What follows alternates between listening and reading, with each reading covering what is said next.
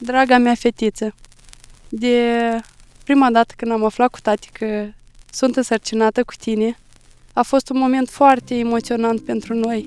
Eram 2 copii, dar odată cu venirea ta ne-am maturizat și am înțeles că rolul de părinte nu e unul deloc simplu, dar e atât de frumos. E un sentiment de nedescris. N-aș întoarce niciodată timpul înapoi.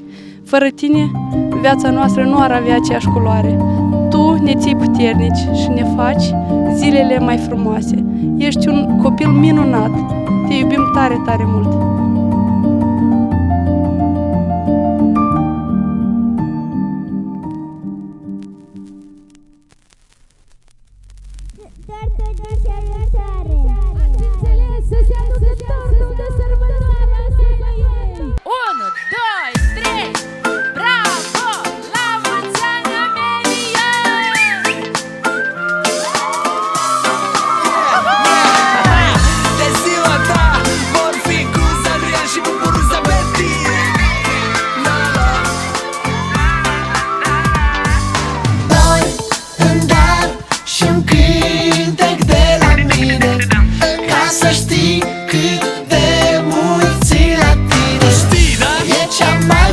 Să zi, visele se vor împlini. Multe trăiască, multe trăiască.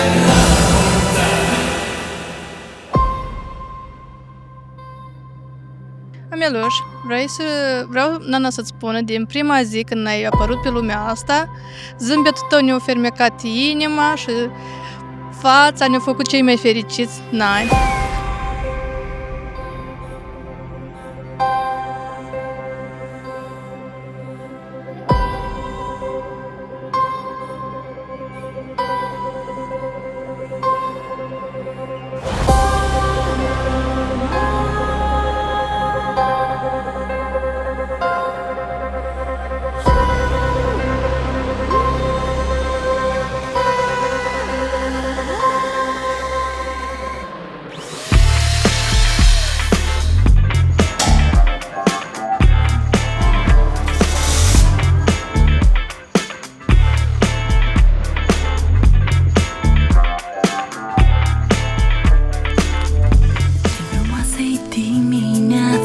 Când privirea cea mai dragă îmi admiră ochii fața și așa o viață întreagă. Ce frumoasă este noaptea când mă aduci cu nume stele și mă linți cu acele șoapte care sunt doar ale